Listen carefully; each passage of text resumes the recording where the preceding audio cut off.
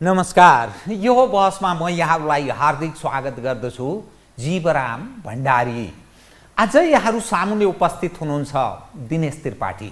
उहाँ वरिष्ठ अधिवक्ता हुनुहुन्छ, एउटा लेखक पनि। लामो समयदेखि मानव अधिकारको क्षेत्रमा पनि काम गरिरहनु भएको छ, एडभोकेसी पनि गरिरहनु भएको छ। यतिखेर संयुक्त राष्ट्रसङ्घका महासचिव एन्टोनियो गुटेरेस नेपाल भ्रमणमा हुनुहुन्छ। नेपाल एक समय द्वन्द्वमा गयो र परिणामतः त्यो माओवादी विद्रोहका कारण 17,000 मानिस लगभग मारिए। यो वा त्यो पक्षको व्यापक रूपमा धनको क्षति भयो।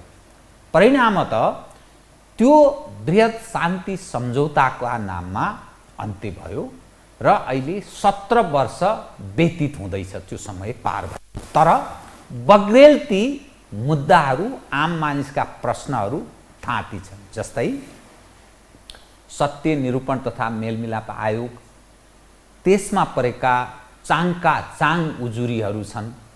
त्यसै गरी बेपत्ता पारिएका मानिसहरूका प्रश्न छन्, त्यहाँ पनि कयौँ चाङका चाङ उजुरी छन्।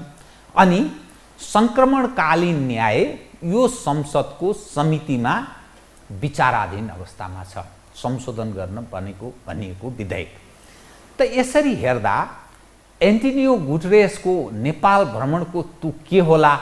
कयौँ मानिस भन्छन् मूलतः उनको जे प्रयोजनका लागि भ्रमण भएको हो त्यो छायामा पर्यो र आन्तरिक नेपालको राजनीतिक रणको कम्प्लिट त्यहाँ उजुरी बाजुरी मात्रै महासचिवका सामुन्ने तिर्स्याउने काम भएको छ।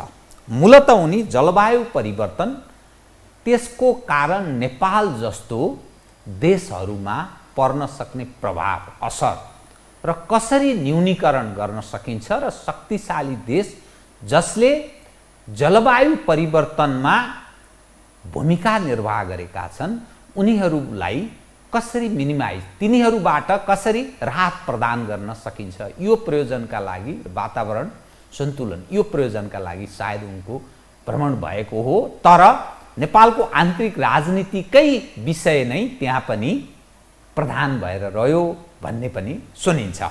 आज म दिनेश त्रिपाठीसँग यही वरिपरि केन्द्रित रहेर विविध विषयहरू म उठान गर्ने मेरो प्रयत्न रहनेछ। सर्वप्रथम म उहाँलाई स्वागत गर्छु। सर, स्वागत छ कार्यक्रममा। धन्यवाद। अब म तपाईँसँग कहाँबाट प्रवेश गरेँ भने एन्टोनियो गुटेरेस अर्थात् संयुक्त राष्ट्रसङ्घका महासचिव नेपालमा हुनुहुन्छ। यतिखेर उहाँले संसदलाई सम्बोधन गर्ने कार्यक्रम पनि छ। तर महासचिव हो, संयुक्त राष्ट्रसङ्घको 193वटा संसारका देशहरू त्यसका सदस्य छन्। एक हिसाबले हामीले पनि केही आशा गरेका हौला। तर हाम्रा तमाम मुद्दाहरू छन् जो संयुक्त राष्ट्रसङ्घले सुन्नुपर्छ, त्यहाँबाट हेरिनुपर्छ भन्ने दृष्टिकोण राख्ने मानिसहरू पनि छन्। तपाईँ लामो समय मानव अधिकारको क्षेत्रमा पनि कार्यरत हुनुहुन्छ, लामो समयदेखि एउटा वरिष्ठ अधिवक्ता पनि हुनुहुन्छ। संयुक्त राष्ट्रसङ्घको महासचिवको अहिलेको जो भ्रमण छ, यो भ्रमणलाई नेपालको हिताय, नेपालको हितमा नेपाली जनका गुनासो सुन्ने एउटा अभिभावकको रूपमा महासचिवको भ्रमणलाई कसरी ग्रहण गर्ने, कसरी सुनाउने, उनले के चिजलाई बढी फोकस गर्नुपर्छ र उनको ध्यान केमा जानुपर्छ, यहीँबाट सुरु गरे कृपया। अब एउटा कुरा त यो महासचिवको नेपाल भ्रमण हुनु आफैमा एउटा महत्त्वपूर्ण परिघटना हो। किनभने लामो समयदेखि नेपालमा पनि यस किसिमको डिग्निटरिजहरूको भ्रमण भएको थियो। कता कता नेपाल एउटा इन्टरनेसनली एउटा आइसोलेसनमा पर्दै गएको हो कि भन्ने पनि एउटा स्थिति छ। एटलिस्ट महासचिवको यो भ्रमणले नेपाल एउटा चाहिँ इन्टरनेसनल र्याडारमा आएको हो र नेपालको चाहिँ सिचुएसनले कहीँ न कहीँ एउटा इन्टरनेसनल एटेन्सन चाहिँ पाउने देखिन्छ। त्यसको एउटा एकदमै पोजिटिभ पार्ट त्यो छ। अब एउटा कुरा के छ भने अब अहिले महासचिवले नै अब आएर सबै नेपालको समस्या समाधान गर्ने भन्ने हुँदैन।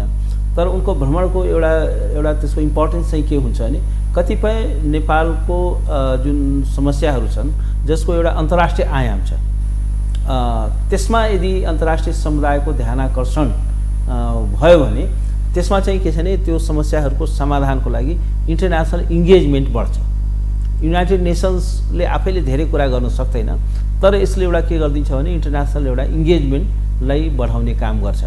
र खास गरेर अहिले तपाईँले सुरुमै भन्नुभयो कि एउटा त अब यो क्लाइमेट चेन्जको एउटा एकदमै प्रेसिङ इस्यु छ। अहिलेको दुनियाँको सबैभन्दा खतरनाक प्रश्न नै यो क्लाइमेट चेन्ज छ, किनभने अब यो क्लाइमेट चेन्जको असरले गर्दाखेरि यो हाम्रो प्लानेटको भविष्य नै एउटा खतरामा परिसक्यो र जुन रफ्तारमा चाहिँ यो ग्लोबल वार्मिङ हुँदैछ त्यसले गर्दाखेरि अब आउने 100 वर्षमा 200 वर्षमा यो पृथ्वीमा चाहिँ मनुष्यहरूको या अरू जीवजन्तुहरूको भविष्य के हुने भन्ने नै अनुमान गर्न गाह्रो छ।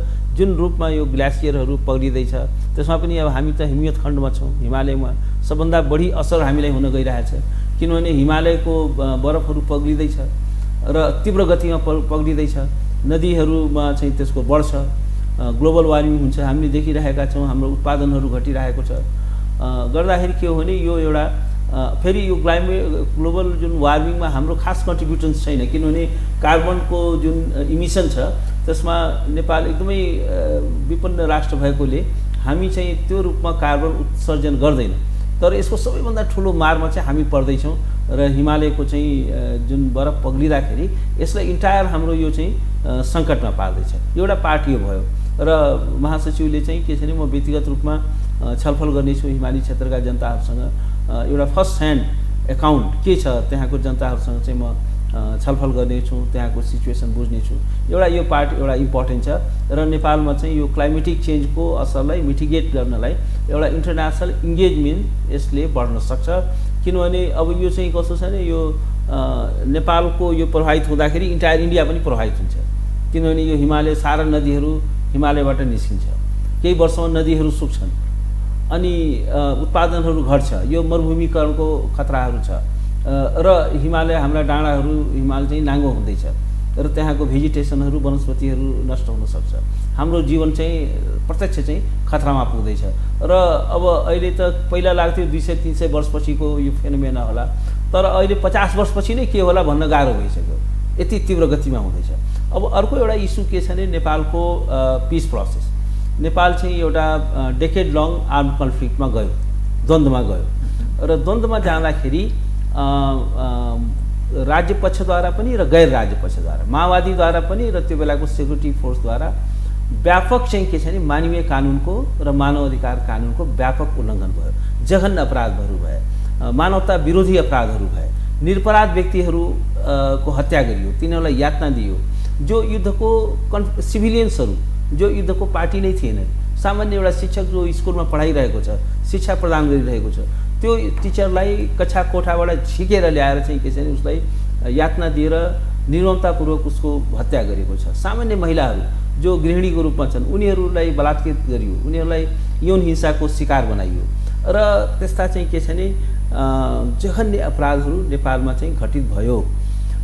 तर आज चाहिँ 17-18 वर्ष भइसक्यो, एकजना पनि 17,000 व्यक्तिको हत्या तपाईँले भनिसक्नुभयो, 17,000को त मृत्यु नै वरण गर्नु पर्यो, हत्या नै भयो र त्यसमा पनि अङ्गभङ्ग कति भयो, कति परिवारहरू टोहरा भयो, त्यसको इम्प्याक्ट सोसाइटीमा कति पर्यो। 10औं वर्षसम्म त हामी घरबाट हाम्रो आवत जावत नै रोकियो र त्रासमा बस्नु पर्यो, स्कुलहरू बन्द भए, शिक्षाको अधिकारबाट वञ्चित भए बालबालिकाहरू र यातनाको एउटा चाहिँ ठुलो श्रृङ्खला चलाइयो, श्रृङ्खलाबद्ध तरिकाले भन्दाखेरि। तर यत्रो वर्ष बितिसक्दा पनि एकजना व्यक्तिलाई पनि न्यायको दायरामा ल्याइएको छैन। यो नेपालको लागि एउटा अन्तर्राष्ट्रिय लज्जाको विषय हो। यत्रो गम्भीर अपराधहरू भए र एकजना व्यक्तिलाई पनि न्यायको दायरामा नल्याउनु र त्यसमा पनि हाम्रा नेताहरूले हामीले विश्वको उत्कृष्ट संविधान बनाएको छौँ भन्नु यो कुरा हास्यास्पद हो, किनभने संविधान उत्कृष्ट पत्याउँदैन। संविधान उत्कृष्ट बन्यो कि बनेन भन्ने कुरा त्यो चासोको विषय हुँदैन। त्यो संविधानले वर्क गरिरहेको छ कि छैन, त्यसले विधिको शासनको सुनिश्चितता गरेको छ कि छैन, त्यसले दण्डहीनता समाप्त गरेको छ कि छैन, मान्छेले न्याय पाएको छ कि छैन, त्यो कुरा इम्पोर्टेन्ट हुन्छ नि त। कागजमा के लेख्नुभयो, संविधान भनेको कुनै कविता हो र एसे हो र, राम्रो राम्रो शब्द थुपारेर एउटा कविता लेखिदिनु डजन्ट म्याटर। त्यसले चाहिँ के छ भने इम्प्याक्ट त्यसले चाहिँ इन्फोर्स हुनु पर्यो। भन्दाखेरि के हो भने कसैलाई पनि त्यो दायरामा ल्याएको छैन। त्यसकारण अब हिजो त महासचिवजीले एकदम क्याटेगोरिकली उहाँले भन्नुभयो कि यो शान्ति प्रक्रियालाई टुङ्गोमा पुर्याउनु जरुरी छ र त्यो नभइकन समुदायमा शान्ति हुन सक्दैन। यो चाहिँ एकदम मिनिङफुल उहाँले भन्नुभयो। अर्को के भन्नुभयो भने यो चाहिँ शान्ति यो सङ्क्रमणकालीन न्यायको जुन स्थिति हो यो चाहिँ एउटा त नेपालकै सर्वोच्च अदालतले एउटा चाहिँ रुलिङ दिएको छ, त्यसलाई चाहिँ आधार बनाएर यो चाहिँ बिल बनाउनु पर्यो, त्यसलाई चाहिँ ध्यानमा राख्नु पर्यो। अर्को कुरा चाहिँ पीडितमुखी हुनु पर्यो, पीडितलाई चाहिँ सम्बोधन गर्नु पर्यो, पीडितमुखी हुनु पर्यो र अन्तर्राष्ट्रिय मापदण्डहरूलाई ध्यानमा राख्नु पर्यो भन्दाखेरि एउटा एकदमै थोरै शब्दमा र एकदमै पावरफुल म्यासेज चाहिँ महासचिवजीले दिनुभयो र यो चाहिँ के छ भने प्रचण्डजीलाई सामने राखेर र प्रचण्डजीलाई कति लज्जाबोध भयो भएन त्यो कुरा आफ्नै ठाउँमा छ। तर चाहिँ के हो भने यो एउटा चाहिँ के छ भने नेपालको शान्ति प्रक्रिया, किनभने सुरुमा के हो भने जब लडाकुहरूको व्यवस्थापन भयो अनि के प्रचारित गरियो भने नेपालमा अब शान्ति प्रक्रिया टुङ्गियो, मानौ कि सेनाको समायोजन मात्रै शान्ति प्रक्रियाको एउटा एजेन्डा हो। तर हाम्रै नेताहरूले त्यो कम्प्रिहेन्सिभ पिस एग्रिमेन्टमा के कुरा त्यसले इन्भिसाज गरेको छ, के कुराको परिकल्पना गरेको छ त्यो नै बिर्से। कुनै पनि शान्ति प्रक्रियाको एउटा चाहिँ सेन्ट्रल थिम भनेको, त्यसको केन्द्रीय तत्त्व भनेको एउटा विश्वसनीय सङ्क्रमणकालीन न्याय हो। विश्वसनीय सङ्क्रमणकालीन न्याय हुनको लागि एउटा त के हो भने त्यो द्वन्द्वको दौरानमा जुन हृदय विदारक घटनाहरू भएका छन्, जुन गम्भीर अपराधहरू भएका छन्, त्यसको सबै फेहरिस्त जस्ताको तस्तै चाहिँ सामुन्ने ल्याउनु पर्यो। त्यो चाहिँ राष्ट्रले थाहा पाउनु पर्यो। आउने पुस्ताका लागि पनि इतिहासको यो कालखण्डमा यति चाहिँ लोमहर्षक अपराध नेपालमा भएको थियो भनेर त्यो चाहिँ आउने पुस्ताले पनि थाहा पाउनु पर्यो, अहिलेको पुस्ताले पनि थाहा पाउनु पर्यो र इन्टरनेसनल कम्युनिटी एट लार्ज मानवताले पनि थाहा पाउनु पर्यो कि नेपालमा यस्तो चाहिँ भएको रहेछ। एउटा सत्य स्थापित हुनु पर्यो। सङ्क्रमणकालीन न्याय भनेको चाहिँ के छ भने सत्य उजागर गर्ने एउटा प्रक्रिया हो। अर्को के छ भने न्याय सुनिश्चित गर्ने प्रक्रिया हो, अर्थात् चाहिँ त्यसले न्याय सुनिश्चित गर्न सक्नुपर्छ। अब न्याय सुनिश्चित गर्न चाहिँ के गर्नु पर्यो भने जो पीडक हुन् त्यो पीडकले चाहिँ दण्ड पाउनु पर्यो, ती चाहिँ न्यायको दायरामा आउनु पर्यो, तिनीहरूले हिजो आफूले गरेका अपराधहरूको लागि उत्तरदायी बनाउनु पर्यो। एउटा पार्ट त्यो हो। अर्को भिक्टिम जो हुन्छ, पीडित हुन्छ, त्यसले न्यायको चाहिँ अनुभूति गर्न पाउनु पर्यो। उसले मैले न्याय पाएँ भनेर भित्रबाट उसलाई चाहिँ के छ भने त्यो अनुभूति हुनु पर्यो।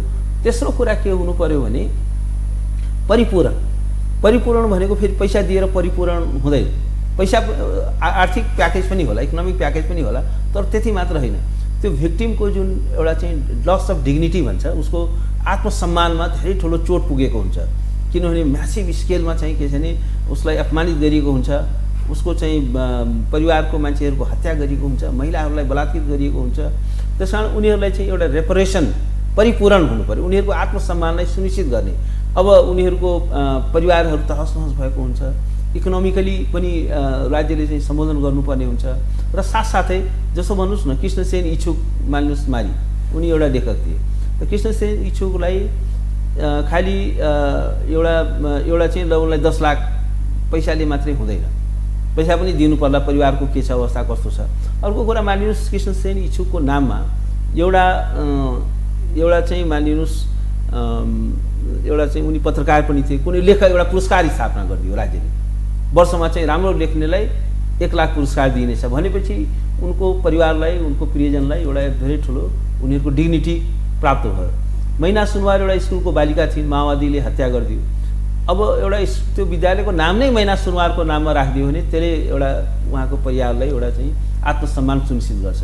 डेकेन थापा एउटा चाहिँ पत्रकार थिए, उनको हत्या गर्यो माओवादीले। डेकेन थापालाई ठिक अब आर्थिक रूपले मात्र होइन, उनलाई चाहिँ डेकेन थापा पत्रकारिता पुरस्कार राखिदियो या पत्रकारिता विद्यालय भनेर खोलिदियो भनेपछि या कुनै एउटा बाटोको नाम राखिदियो। त्यसरी पनि चाहिँ के छ भने त्यो रेपोरेसनको धेरै किसिमको चाहिँ प्याकेजहरू हुन्छ। अर्को चाहिँ के छ भने भविष्यमा यो कुरा दोहोरिँदैन भन्ने कुराको सुनिश्चितता हुनु पर्यो। त्यो सुनिश्चितता हुनलाई के हुनु पर्यो भने त्यसमा नेपालको कानुनी संरचनामा चाहिँ सुधार हुनु पर्यो, किनभने हिजोको दौरानमा चाहिँ कानुन पनि फितलो थियो, त्यसको कार्यान्वयन पनि फितलो थियो, मान्छे खुलेआम चाहिँ मार्दै हिँडिरहेको थिए, कुनै कारवाही भएको थियो। जस्टिस सिस्टममा रिफर्म ल्याउनु पर्यो, कानुनमा कहाँ कहाँ कमी छ त्यसमा सुधार ल्याउनु पर्यो। जस्तो भन्नुहोस् न, अहिले अब जस्तो बलात्कारको जम्मा 1 वर्षको हदम्याद छ। अब पहिला 35 दिन थियो, 6 महिना बनायो, अहिले पनि 1 वर्ष मात्रै गराएको छ। अब 1 वर्षको मात्रै हदम्यादले त बलात्कार पीडितले न्याय पाउन नसक्छ नि त, न्यून हदम्याद छ। त्यस्तै गरेर अब यातनाको अपराध एकदमै न्यून सजाय छ। अब बेपत्ताको अपराधको बारेमा कुनै खास कानुनी बन्दोबस्त छैन। मानवता विरुद्धको अपराधहरू भयो, त्यसको बारेमा हामीसँग कानुनै छैन। भन्दाखेरि के छ भने यस्तो किसिमको चाहिँ कानुनी संयन्त्रहरू निर्माण गर्नु पर्यो। तर दुर्भाग्यवश नेपालमा चाहिँ अहिलेसम्म पनि 18 वर्ष बितिसक्यो। 18 वर्ष अगाडि पनि हामी यही कुरा छलफल गर्दै थियौँ कि सङ्क्रमणकालीन न्यायको प्रक्रिया यस्तो हुनुपर्छ, कानुन यस्तो बन्नुपर्छ। अहिले चाहिँ हामी त्यही गोलचक्रमा छौँ। 18 वर्षपछि पनि 1 इन्च पनि प्रोग्रेस भएको छैन। यो चाहिँ एउटा अन्तर्राष्ट्रिय लज्जाको विषय छ। महासचिवजीलाई यो सबै कुरा थाहा छ। र अब एउटा कुरा के छ भने महासचिवजीको यो भ्रमणपछि नेपालको यदि नेपालमा एउटा विश्वसनीय ढङ्गले यदि हामीले यो सङ्क्रमणकालीन न्यायको प्रश्नलाई टुङ्ग्याउन सकेनौँ भने अब चाहिँ के छ भने अन्तर्राष्ट्रिय समुदाय पनि छ है भनेर एउटा चाहिँ स्ट्रङ म्यासेज चाहिँ उहाँले दिन खोज्नु भएको छ। त यो के दबाबमा यो राजनीतिक नेतृत्व र राज्य सत्ता पर्छ? हैन, अफकोर्स पर्छ नि। किनभने यो यत्रो प्रेसिङ इस्यु छ। यो न्यायको प्रश्न एउटा कुरा के हुन्छ भने अहिलेको हामी ग्लोबलाइज वर्ल्डमा छौँ। अहिलेको ग्लोबलाइज वर्ल्डमा के भन्छ भने कुनै देशमा गम्भीर अपराधहरू हुन्छ, मानवता विरोधी अपराधहरू हुन्छ, युद्ध अपराधहरू हुन्छ, यातनाको अपराधहरू हुन्छ। यिनीहरूलाई के भन्छ भने इन्टरनेसनल क्राइम भन्छ। यस्तो क्राइम यदि घटित हुन्छ र सम्बन्धित देशले त्यसलाई दण्डित गर्दैन भने यो प्रत्यक्ष रूपमा अन्तर्राष्ट्रिय चासोको विषय हुन्छ। त्यसकारण के छ भने हरेक राज्यहरू सार्वभौम सत्ता सम्पन्न छन्, तर केही प्रश्नहरू के छ भने त्यो मानवताको प्रश्न छ। मानवताको कानुन त्योभन्दा पनि ठुलो छ। मानव अधिकारको प्रश्न, मानवताको कानुन चाहिँ त्यो राज्यको सिमानाभन्दा पनि ठुलो प्रश्न मानिन्छ। त्यसकारण यदि सम्बन्धित राष्ट्र यदि if it is incapable, incompetent छ र अनविलिङनेस अनिच्छुक छ र if there is a lack of capacity on the part of particular state, यदि त्यो राज्य चाहिँ सक्षम छैन त्यो दण्डित गर्नलाई, न्याय व्यवस्थालाई स्थापित गर्न र दण्डहीनतालाई समाप्त गर्न र गम्भीर अपराधमा संलग्न भएकाहरूलाई दण्डित गर्न यदि सम्बन्धित राज्यको संयन्त्र यदि अनिच्छुक छ र ल्याक अफ क्यापेसिटी। अब नेपालको के दुइटै देखियो, ल्याक अफ क्यापेसिटी पनि देखियो किनभने हामीले आधारभूत कानुन पनि बनाएका छैनौँ।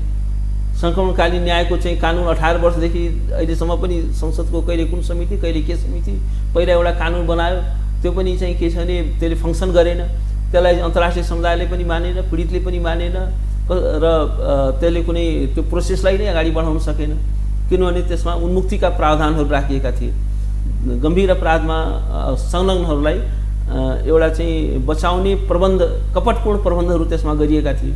कपटपूर्ण ढङ्गले चाहिँ के छ भने तिनीहरूलाई चाहिँ बचाउन खोजिएको थियो भनेपछि अब यसपछि त्यो अहिलेसम्म 1 इन्च पनि प्रोग्रेस नहुनु, अब यसमा चाहिँ के छ भने बिस्तारै नेपाल चाहिँ के छ भने खास गरेर संयुक्त राष्ट्र सङ्घको महासचिवको भ्रमणपछि नेपाल चाहिँ एउटा इन्टरनेसनल रडारमा आउँछ कि नेपालमा यस्तो जघन्यतम अपराधहरू भएको थियो। ती व्यक्तिहरू नै अहिले सत्ताका सञ्चालक छन्। साँच्चीकै भन्यो भने के त्यो हस्तक्षेप गर्ने हदसम्म पनि प्रवेश गर्न सक्छ अन्तर्राष्ट्रिय कम्युनिटी? यदि त्यो ल्याक अफ क्यापेसिटीको तपाईँले कुरा गर्नु भने स्टेट त्यस्तो देखिँदै गयो जस्तो 18 वर्ष अरू थप 18 वर्षसम्म पनि यत्तिकै लन्टिरहने भन्ने भाषा प्रयोग हुन्छ नि, यत्तिकै अल्मलिरहने स्थिति भयो भने के अन्तर्राष्ट्रिय हस्तक्षेप अर्थात् अब तिमीहरूबाट भएन है भन्ने अवस्थामा उनीहरू प्रवेश गर्छन्? त्यो चाहिँ पुग्न सक्छ किनभने यदि सम्बन्धित देशले चाहिँ अनविलिङनेसले अनिच्छुक रह्यो। अनिच्छुक किन छन् भने अब तिनीहरू नै सत्तामा छन्। प्रचण्डजीले जति नै कुरा गरे पनि आखिर नेपालमा यदि विश्वसनीय ढङ्गले सङ्क्रमणकालीन न्यायको प्रक्रिया अगाडि बढ्यो भने त्यो पहिलो सिकजा त उहाँमाथि कसिन्छ नि त, प्रचण्डमाथि नै खसिन्छ नि। अनि उहाँले म चाहिँ शान्ति प्रक्रियालाई टुङ्गोमा पुर्याउन चाहन्छु भन्नुको खास अर्थ छैन। यो के दुधको साक्षी बिरालो भने जस्तो हुन्छ, त्यसको पहिलो शिकार उहाँ हुनुहुन्छ। तर नेपालको एउटा विडम्बना के भइदियो भने हेर्नुहोस्, एउटा सबभन्दा ठुलो विडम्बना नेपालमा भयो जब चाहिँ के छ भने द्वन्द्वको समाप्ति भयो नि। द्वन्द्वको समाप्ति भएपछि त्यो भेटिङ लागू हुनु पर्थ्यो, अर्थात् गम्भीर अपराधमा जो संलग्न थिए तिनले चुनावै लड्न पाउनु हुँदैन थियो, तिनले सत्तामै आउन पाउनु हुँदैन थियो, तुरुन्तै त्यसतर्फ प्रवेश गर्नु पर्थ्यो। तर के गरियो भने ती सबै व्यक्तिहरू के भयो भने सबै चाहिँ के छ भने कोही प्रधानमन्त्री भयो, कोही रक्षा मन्त्री भयो, कोही गृहमन्त्री भयो, डाँडो पनि उनीहरूको हातमा भयो। जो गम्भीर प्रकृतिको अपराधमा सामेल छन् तिनै प्रधानमन्त्री, तिनै गृहमन्त्री, तिनै रक्षा मन्त्री बागडोर उनको हातमा गयो सबै। अनि तिनीहरूले त्यो प्रक्रिया अगाडि बढाउँछन्। वास्तवमा नेपालमा यदि सङ्क्रमणकालीन न्यायको प्रक्रिया विश्वसनीय ढङ्गले सुरुदेखि नै अगाडि बढेको भए आज सिंहदरबार कब्जा गरेर बसेका मान्छेहरू सबै नखु कारागारमा हुने थिए नि त। यी पात्रहरू त हामीले नखु कारागारमा भेट हुन्थे नि त, यी त सबै जघन्य अपराधमा संलग्न छ नि त। त्यस कारण के छ भने अब त्यसबाट त बस्न सक्दैन नि। त्यस कारण के भइदियो भने अब त्यो पनि एउटा विडम्बना भयो। हामीले एउटा यो सुरुदेखि नै के गरियो भने पार्लियामेन्टमा उनीहरूलाई चाहिँ ठुलो सङ्ख्यामा सुरुमै हेर्नुहोस्, एउटा कुरा के छ, चुनावै नलडिकन पनि कहीँ पार्लियामेन्टेरियन हुन पाइन्छ, त्यहाँनिर सबभन्दा ठुलो मिस्टेक त्यहाँनिर भयो। त्यो नै एउटा चाहिँ के छ भने हामीले शान्ति प्रक्रिया भन्यो, त्यो नै शान्ति प्रक्रियाको मार्गमा सबैभन्दा ठुलो बाधा त्यो भयो 63 को लगत। किनभने उनीहरूले तुरन्तै हामीले के छ भने मेम्बर अफ पार्लियामेन्ट बनायो, मन्त्री बनायो, चुनाव लड्यो, भेटिङको प्रोसेस कहीँ अगाडि बढेन। त्यसपछि के छ भने 18 वर्षदेखि हामी त्यही शान्ति प्रक्रिया टुङ्गोमा पुर्याउनुपर्छ भनेर ती व्यक्तिहरूले भट्टाउँदैछन्। जो व्यक्ति चाहिँ त्यसबाट चाहिँ उनीहरू आफै एकाउन्टेबल हुनुपर्ने स्थिति छ, उनीहरू आफै चाहिँ कारागार जानुपर्ने स्थिति छ। त्यस कारण के छ भने उनीहरूले नै यो प्रोसेसलाई ब्लक गरेको छ। त उनीहरूका तर्फबाट यो शान्ति प्रक्रिया टुङ्गोमा पुर्याउने सम्भावना छैन। यसको अर्थ के विस्थापित हुनुपर्छ, अर्को अवस्थामा प्रवेश गर्नुपर्छ भन्ने अर्थ लाग्छ? एउटा कुरा के छ भने यो चाहिँ प्रचण्डजीको जुन र उहाँको जुन टिम छ इन्टायर टिम, त्यसबाट यो शान्ति प्रक्रिया चाहिँ टुङ्गोमा पुग्दैन। पुग्ने भए चाहिँ के छ भने पहिल्यै पुगिसक्थ्यो नि त, किनभने उहाँहरू त पार्ट अफ द सल्युसन होइन नि, पार्ट अफ द प्रब्लम। तपाईसँग एउटा विषय एकदम तीनवटा प्रश्न एकसाथ उठान गरे है त। प्रचण्डजीहरूको भनाइ के छ भने यो कुरा सबैले ख्याल गरून्, हामी हाम्रो राजनीतिक मुद्दा उठान गरेर यो बृहत जुन परिवर्तन भयो यो हाम्रो कारणले, हामीले परिवर्तन गराएका, त्यसकारण यो हामीले ल्याएको व्यवस्था हो। एकातर्फ उहाँ त्यो भन्नुहुन्छ, दोस्रो उहाँ के भन्नुहुन्छ भने जे जति दुर्घटनाहरू भए राजनीतिक कारणले भएका छन्, त्यसकारण त्यो विस्तृत बृहत शान्ति सम्झौता जुन भयो त्यस अनुरूप त्यो सबै क्षम्य हुनुपर्छ भन्ने प्रकृतिको एक ढङ्गले उहाँ पेश त्यसरी भइरहनु भएको छ, प्रस्तुत त्यसरी भइरहनु भएको छ सार्वजनिक रूपमा।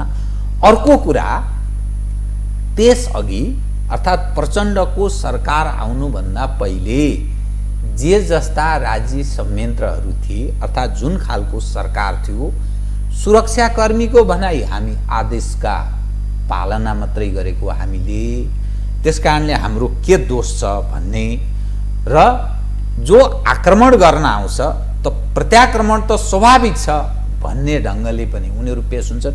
यसो हुँदा टाउको काटेर लिएर आऊ, झोलाभरि पैसा लिएर जाऊ भन्ने पार्टीहरू पनि छन्।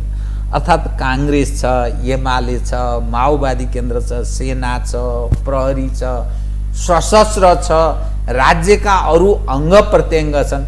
यसका साराका सारा जिम्मेवार मानिसहरू दोषी हुने स्थिति बन्छ। यस्तो हुँदा त सरकार, राज्य कसरी भोलिका दिनमा सञ्चालन हुन्छ त? यो समग्रमा हेर्दा तपाईँले भनेको मानवता विरोधी जघन्य प्रकृतिको अपराध गर्नेको हकमा मात्रै कि एज अ होलमा यसरी पनि हेरिनुपर्छ एउटा मानवाधिकारको क्षेत्रमा काम गरेको व्यक्तिको हैसियतले सुनाउँदा? म अब यसमा प्रवेश गर्छु। पहिलो कुरा त जुन प्रचण्डजीले भन्नुहुन्छ कि यो परिवर्तन नै हामीले ल्यायौँ, त्यो जुन एउटा भाष्य त्यसरी निर्माण गरिएको छ, न्यारेटिभ त्यसरी बिल्ड गरिएको छ, त्यो कुरो त्यसो होइन।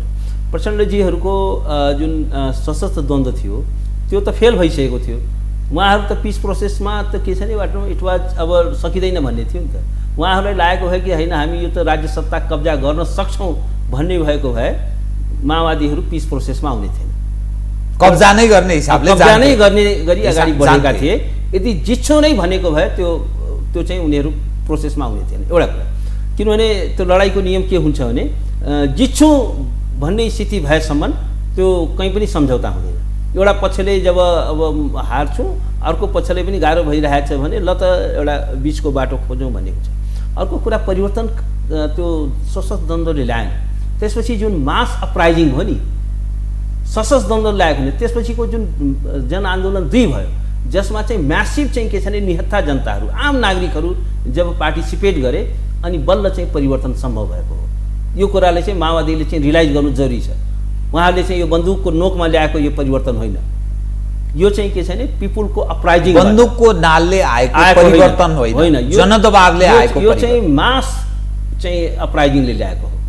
जब चाहिँ के छ भने जब चाहिँ काठमाडौँका सडकमा 4 लाख 5 लाख मान्छेहरू जब चाहिँ के छ भने निस्किए, जब सारा रिङ रोड जाम भयो, कलङ्कीदेखि लिएर कहीँ छिर्न सक्ने ठाउँ थिएन र खाली सडकमा मान्छे बाहेक अरू केही पनि थिएन, अनि त्यसपछि यो चाहिँ परिवर्तन आएको हो। यो चाहिँ माओवादीमा कति मान्छे थिए र उनीहरूले ल्याएको परिवर्तन हो, यो आम निहत्था नागरिकहरूले ल्याएको परिवर्तन हो। त्यसकारण यो भाष्यलाई पहिला चाहिँ हामी दिमागबाट निकाल्यौँ। अर्को कुरा के हुन्छ भने जस्तो हिजो महासचिवजीले हुन त त्यो इजरायल र उसको प्यालेस्टाइनको कन्टेस्टमा भन्नुभयो, तर उहाँले एउटा कुरो भन्नुभयो त्यो कुरा नेपालमा पनि लागू हुन्छ। जस्तो उहाँले के भन्नुभयो भने यो युद्धको पनि नियम हुन्छ, युद्धको पनि नियम हुन्छ। युद्ध भनेको चाहिँ के छ भने जथाभावी तरिकाले निहत्था मान्छेलाई मार्न पाउने प्रणाली होइन। युद्ध पनि एउटा त्यसको पनि जस्तो भन्नुहोस् न एउटा जेनेभा कन्भेन्सन छ, 4वटा जेनेभा कन्भेन्सन छ जसले युद्धका नियमहरूलाई कोडिफाई गरेको छ। यद्यपि नेपालमा त हाम्रो पूर्वी संस्कृतिमा त पहिले पनि युद्धको कानुन थियो, किनभने निहत्था मान्छेले मार्न पाइँदैन थिए। महाभारत रामायणै हेरौँ न होइन, वध गर्न पाइँदैन थियो। तर यसलाई आधुनिक युगमा पनि चाहिँ के छ भने जेनेभा कन्भेन्सनले कोडिफाई गरेको छ। त्यसमा चाहिँ के हो भने जस्तो 4वटै जेनेभा कन्भेन्सन के हो भने अन्तर्राष्ट्रिय यो चाहिँ युद्धमा लागू हुन्छ। तर 4वटै जेनेभा कन्भेन्सनमा कमन आर्टिकल 3 भन्ने छ। आर्टिकल जुन 3 छ त्यो चाहिँ नन इन्टरनेसनल आर्म्ड कन्फ्लिक्ट अर्थात् नेपाल जस्तो घरेलु सङ्घर्षमा चाहिँ आकर्षित हुने धारा हो। त्यसमा के भन्छ भने कुनै पनि व्यक्ति जो चाहिँ निहत्था छ, नागरिक छ, जो चाहिँ युद्धको पार्टी होइन, अस्पताल भयो, स्कुल भयो, यस्तोलाई टार्गेट गरिने छैन। नियन्त्रणमा लिएर कसैको हत्या गरिने छैन, कसैले यातना दुर्व्यवहार गरिने छैन दुवै पार्टीद्वारा, र कसैलाई पनि चाहिँ के छ भने युद्धबन्दी बनाइसकेपछि त्यसलाई चाहिँ मार्न पाइने छैन, सेक्सुअल भायोलेन्सहरू गर्न पाइने छैन भन्ने कोडिफाई गरेको छ। र त्यसमा के पनि भनेको छ यस्ता अपराधहरू चाहिँ के छ भने it is a war crime. यदि यसको चाहिँ जेनेभा कन्भेन्सनको साझा धारा 3 को उल्लङ्घन भनेको यो चाहिँ यसले मानवता विरुद्धको अपराध, यदि ठुलो सङ्ख्यामा यो गरिएको छ भने मानवता विरुद्धको अपराध पनि हो, युद्ध अपराध पनि हो, र त्यसलाई चाहिँ के छ भने अनिवार्य रूपमा दण्डित गर्नुपर्छ भनेर चाहिँ के छ भने त्यो जेनेभा कन्भेन्सनमा भनिएको छ। र नेपाल त्यसको पार्टी, नेपाल चाहिँ के छ भने त्यसलाई अनुमोदन गरेको छ। कुनै पनि सन्धि नेपालले अनुमोदन गर्यो, हस्ताक्षर गरेको छ, कमिटमेन्ट जनाएको छ। र अन्तर्राष्ट्रिय कानुनले के भन्छ भने र नेपालकै संविधानको धारा 9 ले के भन्छ, दफा 9 ले के भन्छ भने यदि नेपालले कुनै अन्तर्राष्ट्रिय सन्धि सम्झौता को चाहिँ अनुमोदन गरेको छ भने त्यसलाई त्योसँग बाजिने घरेलु कानुन बाजिएको छ भने त्यो घरेलु कानुन होइन, अन्तर्राष्ट्रिय सन्धिका महासन्धिका अन्तर्राष्ट्रिय कानुनका प्रावधानहरू चाहिँ आकर्षित हुन्छ, त्यो चाहिँ प्रिभेल गर्छ भनेको छ। भनेपछि अब प्रचण्डजीहरू पिस प्रोसेसमा त आएको हो नि, अब कि होइन हामीले यो पिस प्रोसेसमा एउटा नाटक गरेको हो, हामी यसका प्रति कमिटमेन्ट हामीले छलछामको लागि अब आफ्नो अस्तित्व जोगाउनको लागि त्यो बेला चाहिँ के छ भने अब हामीले मारेरी सिधाइदिन्थ्यो। त्यस कारण आफ्नो अस्तित्व जोगाउनको लागि एउटा देखाउनको लागि मात्रै क्यामा फ्लोजको लागि मात्रै सिग्नेचर गरेको हुँ कि त भन्नु पर्यो, त्यो भनेको पनि त एउटा जालसाजी काम भयो, उहाँहरूको चाहिँ अनेस्टी देखिएन। यदि पिस कम्प्रिहेन्सिभ पिस एग्रिमेन्टमा साइन गरेको यदि कमिटमेन्ट हो भने त्यसमा चाहिँ के छ भने दण्डहीनतालाई अन्त्य गरिनेछ, मानवाधिकारको सम्मान गरिनेछ भनेर र चाहिँ के छ भने हिजो द्वन्द्वको दौरानमा भएको सबै अपराधहरूको छानबिन गरिनेछ र एउटा चाहिँ के छ भने मानवाधिकारमा आधारित प्रणाली चाहिँ निर्माण गरिनेछ भनेर कम्प्रिहेन्सिभ पिस एग्रिमेन्टमा त्यो चाहिँ कमिटमेन्ट उहाँले गर्नुभएको छ। त्यो गरिसकेपछि होइन अब हामीले त परिवर्तन ल्याएको भन्ने एक त त्यो न्यारेटिभ नै बेकार हो, आम नागरिकहरूले गरेको हो, आम नागरिकहरूको पार्टिसिपेसन भएको हो।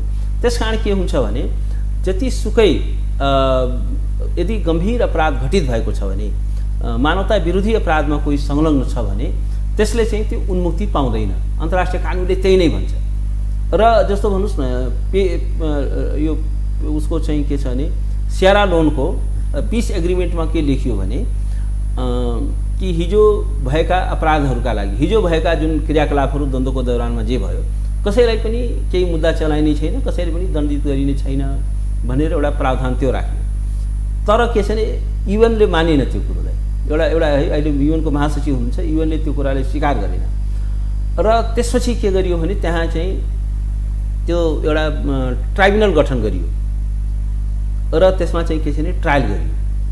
अहिले हामी कम्बोडियाको देखिरहेको छौँ, त्यो युद्ध सकिएको 40औं वर्ष भइसक्यो र त्यहाँ पनि कसैलाई पनि अब कारवाही गरिने छैन। हिजो जे भयो बिर्सौँ अब भन्ने हिसाबले अगाडि बढेको थियो। तर आज कम्बोडियामा 40औं वर्षपछि एउटा चाहिँ इन्टरनेसनल ट्राइब्युनल गठन गरिएको छ। ती व्यक्तिहरू जो कोही 80 वर्षको भइसके, कोही 90 वर्षको भइसके, ती सबै मान्छेहरूले ट्रायल फेस गर्दैछ। त्यो चाहिँ के छ भने उनीहरूलाई उन्मुक्ति दिएको छैन। त्यस कारण एउटा के हो भने अन्तर्राष्ट्रिय अपराधहरू घटित भएको छ भने त्यो चाहिँ त्यसलाई चाहिँ अनिवार्य रूपमा त्यो एउटा चाहिँ इन्टरनेसनल लको एउटा आधारभूत सिद्धान्त के हो भने the serious crime should not go unpunished. जुन गम्भीर अपराधहरू हुन्छ त्यो चाहिँ अदण्डित रहनु हुँदैन, त्यो अनिवार्य रूपमा चाहिँ दण्डको दायरामा, न्यायको दायरामा ल्याउनै पर्ने हुन्छ। त्यसकारण के हो भने अब कि त नेपालले भन्नु पर्यो हाम्रो आफ्नै विधि शास्त्र छ, हामी अन्तर्राष्ट्रिय कानुन पनि मान्दैनौँ, कि त अन्तर्राष्ट्रिय प्रणालीबाट नेपाल अलग हुनु पर्यो, संयुक्त राष्ट्रसङ्घबाट पनि नेपाल अलग हुनु पर्यो, अफगानिस्तान जस्तो हो। किनभने यो जम्मै युएनले बनाएका, अनि हामी जेनरल सेक्रेटरीलाई बोलाएर नेपालमा स्वागत गर्दैछौँ र युएनले बनाएका स्ट्यान्डर्ड्सहरू हामी केही पनि पालन गर्दैनौँ। जस्तो सङ्क्रमणकालीन न्यायको बारेमा पनि 2004मा युएनले एउटा स्ट्यान्डर्ड कायम गरेको छ। हिजो चाहिँ महासचिवजीले त्यतितिर इसारा गर्नुभएको अन्तर्राष्ट्रिय मापदण्ड भनेको, त्यसमा चाहिँ एउटा एक्सपर्टहरूको टिमले सेक्रेटरी जनरललाई एउटा चाहिँ रिपोर्ट दिएको छ। सङ्क्रमणकालीन न्यायका आधारभूत सिद्धान्तहरू यो हुनेछ, यसरी चाहिँ के छ भने अगाडि बढाइनेछ, यो चाहिँ पीडित मैत्री हुनुपर्नेछ, विधिको शासनलाई स्थापित गर्नुपर्नेछ, परिपूर्ण दिनुपर्नेछ र यदि चाहिँ के छ भने न्यायलाई बाहेक गरेर शान्तिलाई अगाडि बढाउन खोजियो भने त्यहाँ न्याय पनि हुँदैन, शान्ति पनि हुँदैन। जस्तो उहाँहरूको भनाइ कि जस्तो उहाँहरूको शान्ति कस्तो छ भने ब्ल्याकमेलिङको शान्ति। ल हामीलाई यदि मुद्दा चलायो भने, हामीलाई कानुनको दायरामा ल्याइयो भने हामी फेरि जङ्गल पस्छौँ। त म त चुनौती दिन्छु उहाँहरू जङ्गलमा पस्नुहोस् न त। अब यत्रो अर्बौं रुपियाँको मात्रै हैन, म चुनौती दिन्छु नि। उहाँहरूको यत्रो 20औँवटा प्याजरो किनिसक्नुभयो, ल्यान्ड रोभर क्रुजर किनिसक्नुभयो, यत्रो चाहिँ करोडौँ पर्ने चाहिँ महल बनाइसक्नुभयो। अब त्यो सबै चाहिँ के छ भने पैसा लिएर कहाँ कुन चाहिँ जङ्गलमा जानुहुन्छ हामी पनि हेरौँला हैन। त्यस कारण के छ भने त्यस कारण यो ब्ल्याकमेलिङको शान्ति हुँदैन। यदि चाहिँ के छ भने ल हामीलाई चाहिँ न्यायको प्रक्रिया हाम्रो विरुद्धमा अगाडि बढ्यो भने हामी चाहिँ जङ्गल पस्छौँ भन्ने जुन कुरा हो त्यो कुरो चाहिँ हास्यास्पद हो, त्यसबाट कसैले उन्मुक्ति पाउँदैन। र एउटा कुरा के हो भने तपाईँले यदि गर्नुभएको छ भने अब होइन अब म चाहिँ सज्जन भएँ, अब म वाल्मिकी भएँ भन्ने त्यो मान्दैन कानुन। यो माओवादीको हकमा त तपाईँले जो भन्नुभयो, तर त्यहाँ काङ्ग्रेस, एमाले अनि सुरक्षासँग सम्बन्धित प्रशासनिक मानिसहरूको हकमा के नि? होइन, अब यसमा यस्तो छ, पहिलो कुरा के छ भने एक त माओवादी त आफै पीडक भइहाल्यो, गम्भीर अपराधमा आफै संलग्न भएको भयो। त्यसपछि काङ्ग्रेस, एमाले यी सबै चाहिँ अवसरवादी जमात हो। यिनीहरूसँग कुनै सिद्धान्तमा आधारित राजनीति छैन। जस्तो अहिलेको यो सत्ता गठबन्धन यो कुनै सिद्धान्तमा आधारित छैन। हिजो जसले टाउको काटेर हिँड्यो र हिजो टाउको कटाइ माग्नेहरू दुइटैले चाहिँ चुनावमा चाहिँ संयुक्त मोर्चा बनाएर गठबन्धन गरेर चुनाव लडे। यो चाहिँ कुन चाहिँ लोकतन्त्रको कुन चाहिँ सिद्धान्तले यो अनुमति दिन्छ? र एमाले जो चाहिँ हिजो ओलीजी उहाँ अर्को चरम अवसरवादी हो। उहाँले हिजो संयुक्त राष्ट्रसङ्घको महासचिवको अगाडि चाहिँ माओवादी हो जसले यो पिस प्रोसेसलाई अगाडि बढ्न दिएको छैन। प्रधानमन्त्री नै यसका लागि बाधक छन्, प्रचण्डजीले त्यसकारण पिस प्रोसेस तर जनताको मेमोरी यति सानो छ। केही वर्ष अगाडि योभन्दा अगाडिको चुनावमा उहाँले चाहिँ माओवादीलाई मर्ज गरेको होइन पार्टी, अनि पार्टी मर्ज गरेपछि हेर्नुहोस् एउटा खतरनाक खेल खेलिएको छ। त्यसपछि के गरियो भने अनि माओवादीको सबै अपराधको कुराहरू एमाले कार्यकर्ताले गर्न बन्द गरे र माओवादी एमालेका मान्छेहरूले के गर्यो भने पीडितहरू जो न्यायको लागि लडिरहेका थिए उनीहरूलाई विभाजित गरियो र के भनियो भने हैन अब यो यहाँभन्दा बढी केही पनि हुँदैन र तिनीहरूका कानुनविदहरू मानवाधिकारवादीहरू सबै त्यो प्रक्रियामा लागे र पीडितहरूलाई चाहिँ हैन यो एउटा अर्को फेक चाहिँ कानुन बनाउन खोजिएको थियो, एमनेस्टी दिने कानुन अत्यन्तै कपटपूर्ण तरिकाले, र त्यसलाई अब स्वीकार गर भनेर चाहिँ के छ भने बाध्य पारिएको थियो र त्यो त हामीले चाहिँ के छ भने त्यसको ठुलो विरोध गर्यौँ। हामीले भने यो कुरा स्वीकार योग्य हो छैन।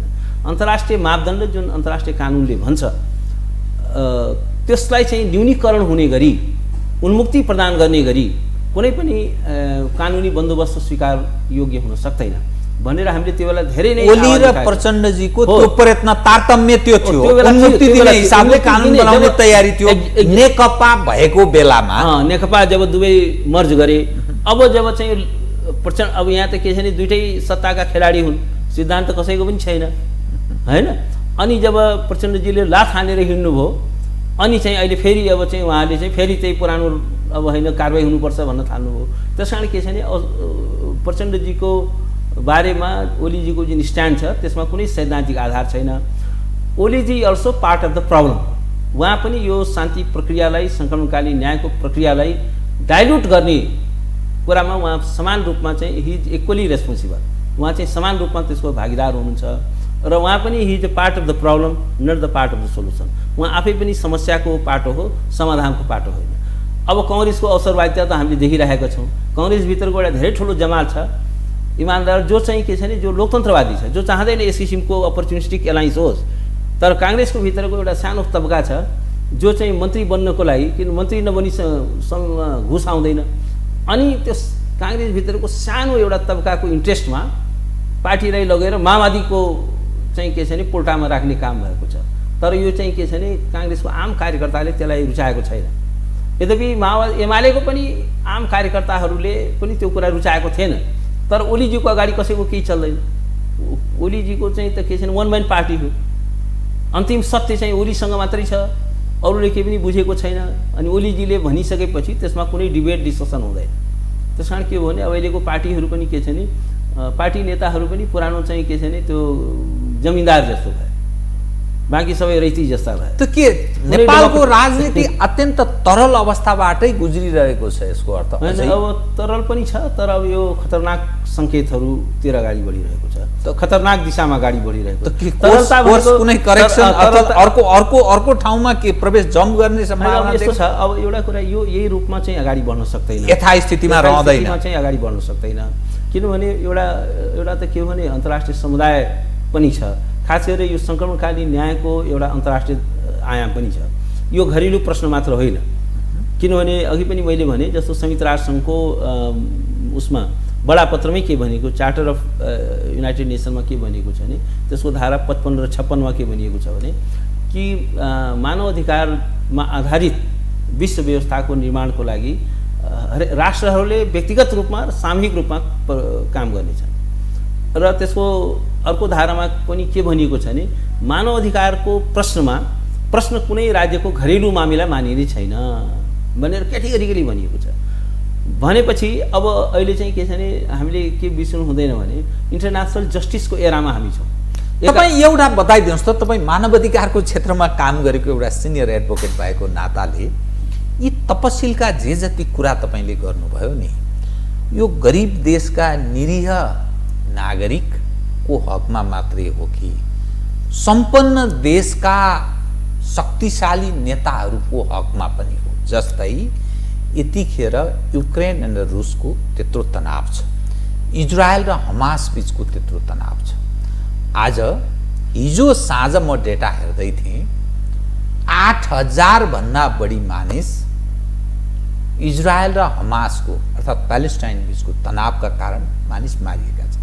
घरहरू सब क्षतिग्रस्त छ। त्यसै गरी युक्रेनको हालत त्यस्तै छ, कैयौँ मान्छे मारिए अत्तो पत्तो छैन।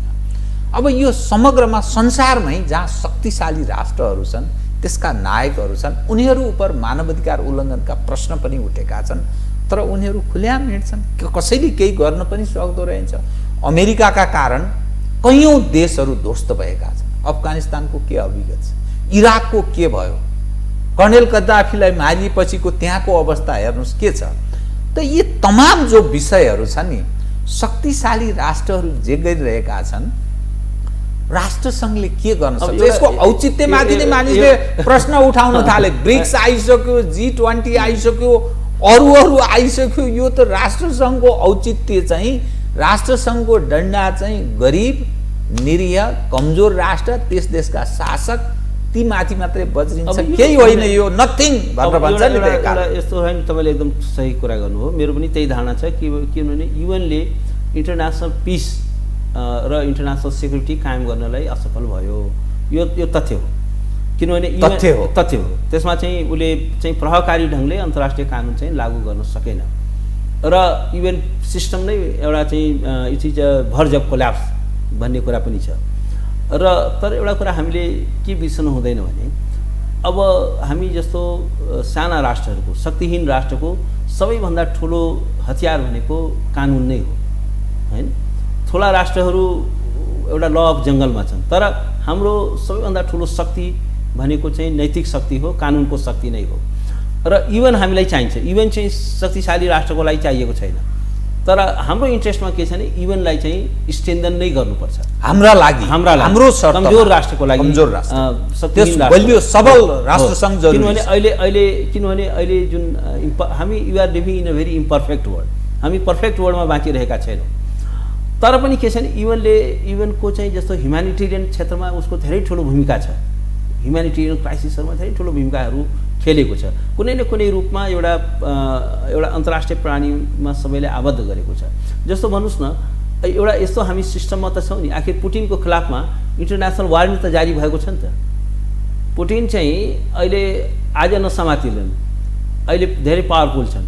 त अहिले पनि चाहिँ के हो भने कुनै अर्को कुनै देशको भ्रमणमा जाँदाखेरि त्यहाँ समातिन सक्छ, इन्टरनेसनल वारेन्ट जारी छ। भोलि चाहिँ सत्तामा हटेपछि पनि समातिन सक्छ। त्यस कारण एउटा डन्डा त लड्किरहेको छ नि। जस्तो अहिले म तपाईँले भनौँ नेपालका शासकहरूको हकमा पनि त्यो अवस्था बन्न सक्छ। एक्ज्याक्टली अन्तत्वगत त्यो ठाउँमा प्रवेश गर्न सक्छ। जस्तो भन्नुहोस् न, प्रचण्डजी जब अमेरिका जानु हो अनि उहाँले चाहिँ के छ भने अमेरिकाको स्टेट डिपार्टमेन्टसँग एउटा चाहिँ प्रोटेक्टिभ स्ट्याटस भनेर एउटा चाहिँ जारी गराउनु पर्यो, किनभने उहाँलाई रिस्क थियो कि कतै पक्राउ गरिदिहाल्छ। फेरि अमेरिकामा चाहिँ 50वटा स्टेट छ, हरेक स्टेटको आफ्नै कानुन छ। सङ्घीय कानुनले मात्रै सबै कुरो गभर्न गर्दैन, स्टेटको कानुन पनि छ। त्यस कारण के छ भने त्यसबाट उहाँले चाहिँ के छ भने त्यो चाहिँ एउटा स्पेसल डिक्री जारी गराउनु पर्यो। अब यो त हामीले देख्यौँ, तर पर्दा पछाडि उहाँले नेपालको कतिवटा इन्ट्रेस्ट चाहिँ कम्प्रोमाइज गर्नुभयो होला। पर्दा पछाडि केही त लेनदेन भयो होला नि त। अमेरिकनहरू त there is no free lunch, अमेरिकाले त्यसै तपाईँलाई प्रोटेक्टिभ स्ट्याटस दिँदैन, केही लेनदेन नगरिकन दिन्छ। त्यस कारण के छ भने त्यो पर्दा पछाडि केही लेनदेन पक्कै भयो होला। र त्यस कारण अमेरिकी हितमा उहाँले केही काम गरिदिनु भयो, अर्थात् उहाँले केही चिज योगदान गर्नुभयो, परिणामत अमेरिकाले उहाँलाई पक्राउ गरेन हैन। त्यस कारण के हो भने उहाँको अस्ट्रेलियाको भ्रमण लास्ट मिनेटमा उहाँले क्यान्सल गर्नुभयो। प्रचण्डजीलाई कति देशमा बोलाइरहेको छ, जानुहुन्न नि। अस्ट्रेलियाको भ्रमण चाहिँ एक दिन अगाडि क्यान्सल गर्नुभयो। त्यस कारण उहाँहरूको टाउकोमा त तरवार त झुन्डिरहेको छ नि। के बिर्सनु हुँदैन भने हामी ग्लोबलाइज वर्ल्डमा छौँ। अर्को कुरा शक्तिशाली कस्तो हुँदो रहेछ भने जस्तो अमेरिकाको राष्ट्रपति बुश कुनै बेलाको सर्वशक्तिमान, अमेरिकाको सर्वशक्तिमान राष्ट्रपति हो नि। अहिले उनको रक्षा मन्त्रीको रामसफोल्डको हेनरी किसिन्जरको इन्टरनेसनल ट्राभल चाहिँ रेस्ट्रिक्टेड छ, किनभने इराक वारमा, अफगानिस्तान वारमा जुन मानवता विरोधी अपराधहरू भए, युद्ध अपराधहरू भए, यद्यपि चाहिँ बुशले आफैले गएर त इराकमा उसमा चाहिँ अफगानिस्तानमा आफै त यातना दिन गएन, आदेश दिनु भयो। तर के छ भने उनको यो इन्टरनेसनल लले के भन्छ भने, वार सम्बन्धी लले के भन्छ भने कमान्ड रेस्पोन्सिबिलिटी भन्छ। उनी चाहिँ अमेरिकन आर्मीको सुप्रिम कमान्डर हो, सुप्रिम कमान्डर इन चिफ हो। त्यस कारण तलको चाहिँ उनको अफिसरहरूले, सेक्युरिटी फोर्सले के गर्यो त्यसको लागि चाहिँ उनी जिम्मेवार छन्। र यसलाई उहाँले कसरी तान्दैछ भने कि उनले चाहिँ के गर्यो भने यो कुरा त इराकमा मानवता विरोधी अपराध भयो, अफगानिस्तानमा भयो, अफगानिस्तानका लागि त ज्ञानतानमा भयो, क्युबामा एउटा टापु नै किनेर उहाँले चाहिँ त्यहाँको बन्दीहरूलाई लगेर त्यहाँ चाहिँ बन्धक बनाउनु भएको छ, त्यहाँ राखिएको छ ग्वान्तानामो बेमा, क्युबाको उसमा राखेर। अब चाहिँ उनलाई के गरी उनलाई चाहिँ के छ भने अहिले बुसको अहिले क्यानाडा, स्विजरल्यान्ड यस्तो देशहरू जान सक्दैन, किनभने यी देशहरूमा के छ भने युद्ध अपराध गरिएको छ। संसारका कति 100वटा देश यस्तो छ, त्यो युएनले नै सबै देशहरूलाई इन्करेज गरेको छ कि युनिभर्सल ज्युरिडिक्सन, किनभने यो जुन इन्टरनेसनल क्राइममा जुन संलग्न भएकाहरू छन् यिनीहरूले इन्टरनेसनल क्राइम गरेका छन्। त्यसकारण संसारको सबै राष्ट्रहरूको यो कर्तव्य हो, साझा कर्तव्य हो कि यस्तो अपराधमा संलग्न भएकाहरूलाई दण्डित गर्नु। भनेपछि अब अहिले चाहिँ बुसले क्यानाडाको आफ्नो स्विजरल्यान्डको भ्रमण चाहिँ क्यान्सल गर्नु पर्यो। राम्सफिल्ड उनको रक्षा मन्त्री बेल्जियममा गएको बेलामा त्यहाँ हल्ला भयो कि राम्सफिल्ड यहाँ आएको छ भनेपछि त्यहाँको चाहिँ ह्युमन राइट जुन ग्रुप छ सिभिल सोसाइटीले ल यसलाई चाहिँ अहिले नै यहीँ समातेर यहीँ मुद्दा चलाउनुपर्छ भनेपछि उनलाई अमेरिकन एम्बेसीबाट डाइरेक्ट चाहिँ के छ भने एयरलिफ्ट गरेर हेलिकप्टरमा इमिग्रेसनमा ल्याएर इमिग्रेसन कटाइयो। भागाभाग उनीहरूलाई पनि छ।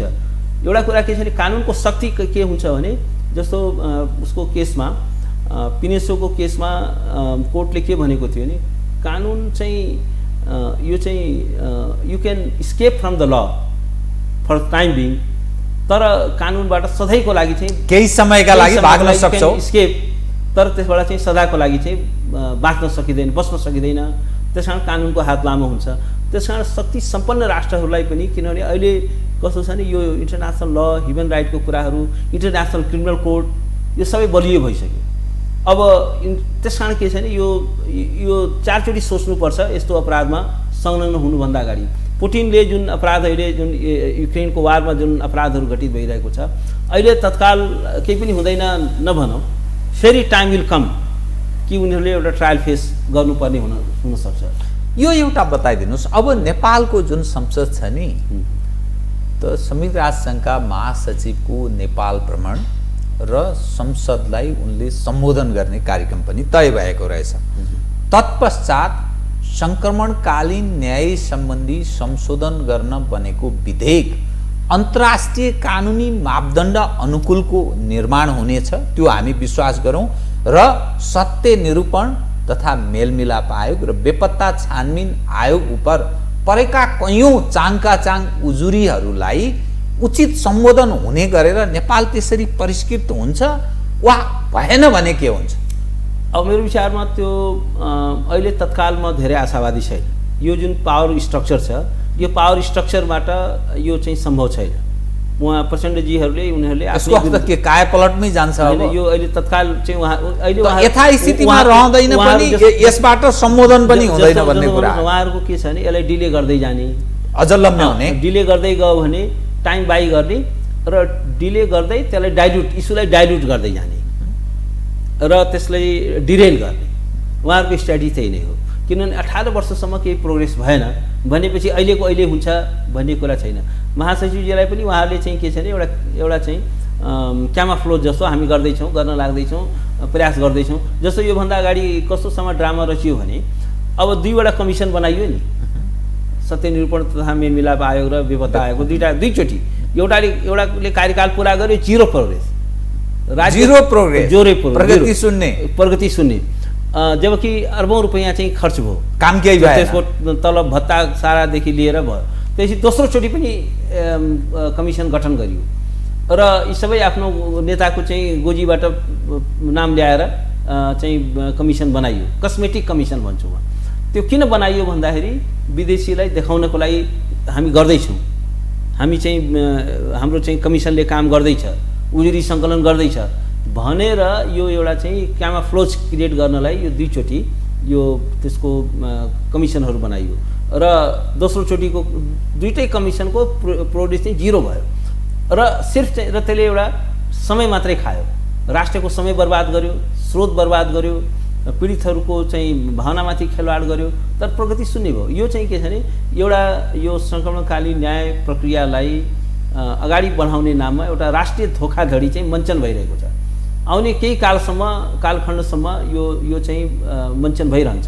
यो भनेको केही काल भनेको के 5-10 वर्ष कि जस्तो भन्नुहोस् न अहिले के देखियो केही काल भने कति 5-10 वर्ष?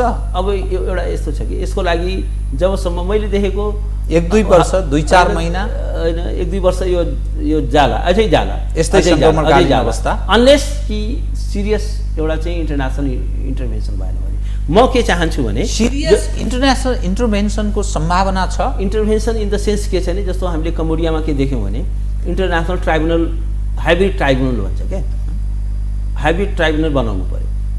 त्यसमा चाहिँ के छ नि कि कम्बोडियन जजहरू पनि छन् केही इन्टरनेसनल एक्सपर्टहरूलाई जज बनाइएको छ र त्यसले चाहिँ त्यो ट्रायल अगाडि बढाउँदैछ। मलाई लाग्छ अब हामीले चाहिँ धेरै ठट्टा गरिरहेको छौँ यसलाई इस्युलाई हामीले धेरै मजाक सम्झिरहेको छौँ। हाम्रा नेताहरूले यसको ग्राभिटी पनि बुझेका छैनन् यसको इन्टरनेसनल डाइमेन्सन के हो त्यो पनि बुझेका छैनन् ठट्टाको रूपमा ग्रहण गरिरहेछन्। सुतुरमुर्गले जसरी आफ्नो टाउको बालुवामा गाडेर म सुरक्षित भए ठान्छ त्यस्तै हाम्रो नेताहरूमा पनि सुतुरमुर्ग प्रवृत्ति हावी छ। उहाँलाई के लाग्छ भने हामी सेक्युर छौँ भन्ने लाग्छ।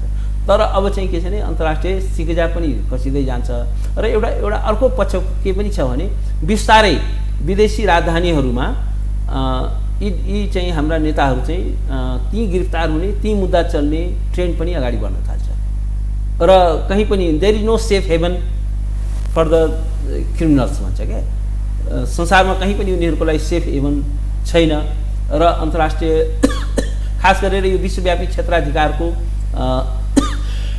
प्रभाव चाहिँ बढ्दैछ। धेरै देशहरूले चाहिँ विश्वव्यापी क्षेत्राधिकारमा आधारित चाहिँ कानुनहरू बनाएका छन्। नेदरल्यान्ड्सको त पुलिस युनिटमा एउटा छुट्टै युनिट छ। यस्तो चाहिँ उनीहरूको टेरिटोरीमा यदि कुनै पनि व्यक्ति यातनामा युद्ध अपराधमा मानवता विरोधी अपराधमा यदि नेदरल्यान्डभित्र भेटियो भने तत्काल उनलाई गिरफ्तार गरेर यहाँ चाहिँ मुद्दा चलाउनु भन्छ। भनेपछि त अब अन्तर्राष्ट्रिय सिकेजा त बढ्दै जान्छ। त उनीहरूले आफै निगरानी गर्छन् कि सरकारवाला देशको यो मानवाधिकारको क्षेत्रमा काम गर्नेहरूले सूचना प्रवाह गरेपछि उनीहरूमा अर्थात् कुन च्यानलबाट उनीहरू जानकारी राख्दछन् र तिनीहरू पक्राउ गर्ने अवस्थामा प्रवेश गर्छन्? अब यो कुरा त जस्तो भन्नुहोस् न उनीहरूले आफैले पनि सो मोटो पनि आफूले पनि जानकारी राख्छन्। यहाँबाट पनि अब कम्युनिकेसनहरू भइरहन्छ। उनीहरूले मिडिया रिपोर्टलाई पनि आधार बनाउँछन्। मिडिया रिपोर्ट मानवाधिकारको क्षेत्रमा काम गर्ने कयौँ निकायहरूको र डिफ्रेन्ट जस्तो विभिन्न चाहिँ इन्टरनेसनल उसमा रिपोर्टहरू प्रकाशित भएको छ। जस्तो नेपालले ओएसएचआरको नेपालमा प्रेजेन्स थियो त्यसले नेपालमा भएको त्यो द्वन्द्वको दौरानमा भएको सबै घटनाहरूको चाहिँ डकुमेन्टेड गरेको छ। त्यो चाहिँ सबै इन्टरनेसनलाइज भएको छ। त्यस कारण के हो भने उनीहरूलाई त्यो नोटिसमा हुन्छ यदि यस्तो व्यक्ति त्यहाँ पुग्यो भने अब गिरफ्तार हुने चाहिँ के छ भने रिस्क चाहिँ एकदमै अत्यधिक हुन्छ र त्यहाँको कानुन अनुसार चाहिँ मुद्दा चल्न सक्छ र न्यायको दायरामा आउन सक्छ। तपाईँ एउटा डेमोक्रेसीमा विश्वास गर्ने एउटा व्यक्ति पनि भएको नाताले कम्युनिस्ट विचारबाट गाइडेड अर्थात् जो मार्क्सवादमा विश्वास गर्छ जो आफूलाई म माओवादी हुँ भन्छ मालेवादी हुँ भन्छ लेनिनवादी हुँ भन्छ ऊ त निषेधमा विश्वास गर्छ। मानसिक हिसाबले उसको मेरो विचारसँग विमति राख्नेलाई म निषेध गर्छु भन्ने ऊ त्यसबाट निर्देश हुन्छ। तर जो काङ्ग्रेस छ ऊ डेमोक्रेसीमा अर्थात् बहुलवादमा विश्वास गर्छ। समाजमा भएका सम्पूर्ण शक्तिहरू फल्नुपर्छ प्रतिस्पर्धा गर्नुपर्छ। जनतालाई जसले विश्वास गर्छ अर्थात् जनता जनार्दन त्यो नै सर्वेसर्वा हो भन्ने विश्वास गर्ने पार्टी के त्यस्तो कारण छ जसका कारण यो सबै चिज बोक्न बाध्य छ तपाईँको नजरमा? एउटा के हो भने काङ्ग्रेसको लिडरसिपमा भन्छु आम कार्यकर्ताहरूमा होइन। आम कार्यकर्ताहरू त बिचराहरू त्यो 17 सालदेखि लडाइछन्। वडा अध्यक्ष पनि ठुलो सङ्ख्यामा कार्यकर्ताहरू वडा सदस्य अध्यक्ष पनि हुन पाएका छैन। एउटा सानो जमातले चाहिँ फाइदा लिएको छ र उनीहरूको इन्ट्रेस्टबाट चाहिँ के छ भने इन्टायर पार्टी चाहिँ के छ भने उनीहरूले गाइडेड छ। पार्टीभित्र डेमोक्रेसी छैन। पार्टीभित्र कुनै डिस्कसन हुँदैन डिबेट त काङ्ग्रेस नै एउटा प्रजातान्त्रिक पार्टी भएन नि त। पार्टी डेमोक्रेसी हुँदै होइन नि त्यसले त्यो त ओपन सेक्रेट पनि ओपन फ्याक्ट हो कि काङ्ग्रेसभित्र चाहिँ के छ भने डिबेट र डिस्कसन छैन र अरू पार्टीभित्र झनै छैन। ओलीजीभित्र त उनको सेन्ट्रल कमिटीमा पनि त्यो छलफल हुँदैन। कमसेकम देउवाजीले लाजेगाजेले चाहिँ त्यो बैठकै सार्वजनिक गरिदिनु हो। एमालेभित्र त्यो पनि सुनिएन, माओवादीभित्र त्यो पनि सुनिएन। त्यसकारण यद्यपि चाहिँ के छ भने त्यो भक्तिगानमा त्यसलाई सीमित गरियो त्यसलाई त्यो बैठकलाई। त्यस कारण के हो भने त्यो यो पार्टीमा चाहिँ उनीहरू डेमोक्रेसीको कुरा गर्छन् तर आफू डेमोक्रेसीलाई प्र्याक्टिस गर्दैन। डेमोक्रेसी एउटा स्वयं अप्रजातान्त्रिक छन् पार्टी, प्रजातन्त्रको कुरा गर्छन्। हो, एक्ज्याक्टली। उनीहरूको स्ट्रक्चर यो कस्तो छ भने पुरा जमिदार जस्तो छ, कबिलाको सरदार। म त के भन्छु भने हाम्रा नेताहरू कस्तो छ भने कबिलाको सरदार जस्ता। त यो चेन्जमा जान्छ यसको अर्थ यही रूपमा जनताले सधैँ ग्रहण गरिरहँदैनन् होइन। अब जनताको शक्तिलाई शक्तिहीन, जनतालाई पनि शक्तिहीन बनाइएको छ, असङ्गठित छन्। फेरि अब सधैँभरि जनताले क्रान्ति गर्न आइरहँदैन नि, हरेक दिन आन्दोलन भइरहँदैन नि। आन्दोलनलाई एउटा बोइलिङ पोइन्टमा पुग्नलाई पनि समय लाग्छ, तर त्योभन्दा अगाडि धेरै ठुलो क्षति त भइसक्छ नि त। म तपाईँसँग अरू कैयौँ विषय मुद्दाहरू थिए उठान गर्न चाहन्थे, समयले आज यतिसम्म मात्रै साथ दियो। कार्यक्रममा आइदिनु भयो, बहुत धन्यवाद। Thank you so much. बोलाउनु भयो, विचार राख्ने मौका दिनुभयो, धेरै धेरै धन्यवाद। आदरणीय दर्शकवृन्द, उहाँ हुनुहुन्थ्यो दिनेश त्रिपाठी, वरिष्ठ अधिवक्ता, मानव अधिकारको क्षेत्रमा पनि कार्यरत एक व्यक्ति। समसामयिक विषय केन्द्रित गरिएको संवाद। म सहित मेरो सम्पूर्ण युनिटलाई कार्यक्रमबाट बिदा दिनुहोस्। यो हो टेलिभिजन, हेर्दै रहनुहोला। नमस्कार।